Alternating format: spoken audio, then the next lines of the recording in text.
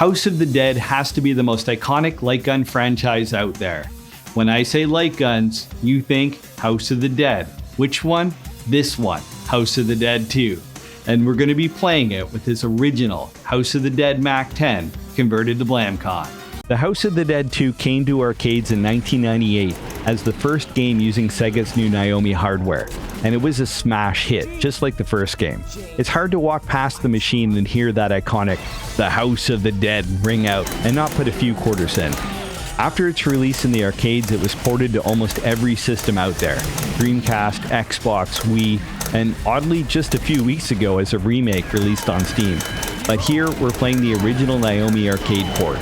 I'm also playing this as a cold play, first attempt, and seeing what it takes to get to the end, and how many quarters later my jeans will be after. The House of the Dead 2's gameplay focuses on fast and accurate shooting. With 6 bullets in the chamber, you have to nail those headshots and bring enemies down quickly. And that's not an easy thing to do.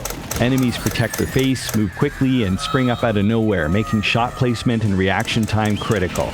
I love the art style in this game. Everything has this grungy aesthetic, from rundown buildings and dead trees to the gloomy skies. There's a lot of care that's gone into the environment, and little details like the bike racks or newspapers on tables, reflective puddles with water everywhere. It just makes it look like a place that was lived in before everything just went wrong. There's a certain self-awareness, or at least I hope it's self-awareness, about the cheese in this game. My favorite horror movies are always the ones that know what they are and just lean into it, a la the Evil Dead series. If it's not going to make any sense anyway, don't justify it, just lean into it and take your audience along for the ride. This is the game version of that mantra. Just listen to a few of the awesome voice acting lines and tell me nobody was aware of how this sounded. The story revolves around monsters overtaking some rando unnamed city that really reminds me of Venice, right down to having a canal system. You're responding to a distress call from Agent G, who's gotten into trouble investigating what happened. You start the game being confronted with a flying imp who sicks a bunch of zombies on you. You soon find G in a library, and he gives you a codex that helps you during the boss fights, and then you fight your way through the city and bosses to the source of the monsters. And it's the variety of these monsters where the game really shines. Rather than filling the game full of repetitive and similar enemies, every monster type has a unique moveset, attack patterns, and vulnerable points. There's small, hard-to-hit enemies that leap out at you, fast-moving acrobats that throw things at you and you have to shoot them out of the air, and of course hordes of slow-moving zombies that are best brought down with headshots. But don't get too headshot crazy. Some protect their heads or have head armor, so learning the weak points of each enemy makes the game a lot easier. There's a lot of rescue the civilian challenges in each level. Just be careful because shooting civilians will cost you a life. You get 5 lives before you die, represented by these flaming genie lamp things, which is kind of an odd way to show them.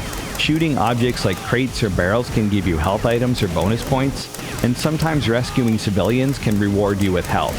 Saving or losing civilians will also determine what path you take through the level, giving you some really cool replayability as you can kind of choose to save them or let them go and try a different route. Depending on how many civilians you do save, you'll also face the boss in different environments, which affects the phases and their attacks. Then we got the bosses themselves. The bosses each represent tarot cards: Judgment, Hierophant, Tower Strength, Magician, and the final boss, the Emperor. At the beginning of each boss fight, the game at least has the courtesy of telling you their weak point via the codex you got from G earlier. Where did G get the codex from? Don't know, but it's much appreciated. The bosses go through different attack patterns, exposing their weak points, and shooting the bosses during these cycles cancels their attack. I don't know if it's possible to cancel all the attacks. This is an arcade game and it's never going to let you beat it on 1/4, but you can cancel most of them. Co-op in this game is a lot of fun. There's actually no real special advantage to having a second player, but it's always good times blasting zombies with a friend. If you have a second gun and a friend to hold it, it makes an awesome party game.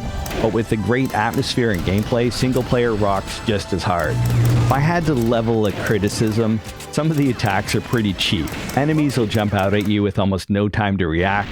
Sometimes civilians will bust through doors just like they were enemies. So, there is some memorization required to get the best score. Since this is my first time playing since the arcades decades earlier, I don't really know what's around each corner, and even if I think I had superhuman reactions, some of these enemies are impossible to bring down fast enough unless you know they're there first. The end of the game is a boss marathon. You'll face each of the bosses again, one at a time, so you can try to top your previous attempts at them.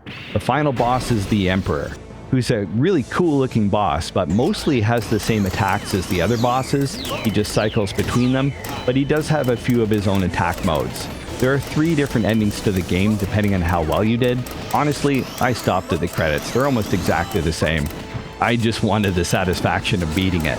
Overall, it took me 40 minutes and a ridiculous 30 quarters to beat the game, but I had a total blast. I'm sure if I played through a few times, which I will, I could get a lot better. Finally getting to beat it after all these years, though, was immensely satisfying. But now I know how many quarters it took. I'm glad I waited.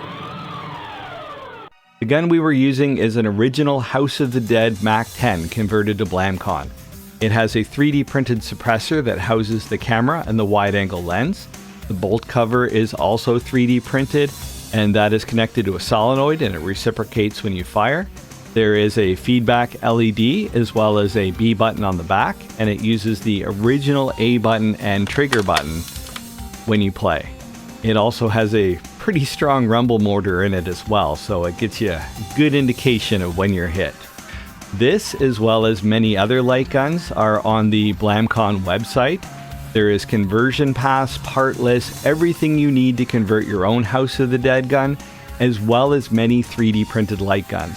Blamcon does sell basically builds. We don't sell any source file, software, etc. The firmware is free, the software is free. We even have a free game on Steam. 3D models are free, as well as our 3D printable light guns are also free and have build guides. Check out Blamcon and everything Props 3D has brought to make light guns come back over on blamcon.com. We are supported, of course, and thankfully by Patreon, which allows us to keep everything free.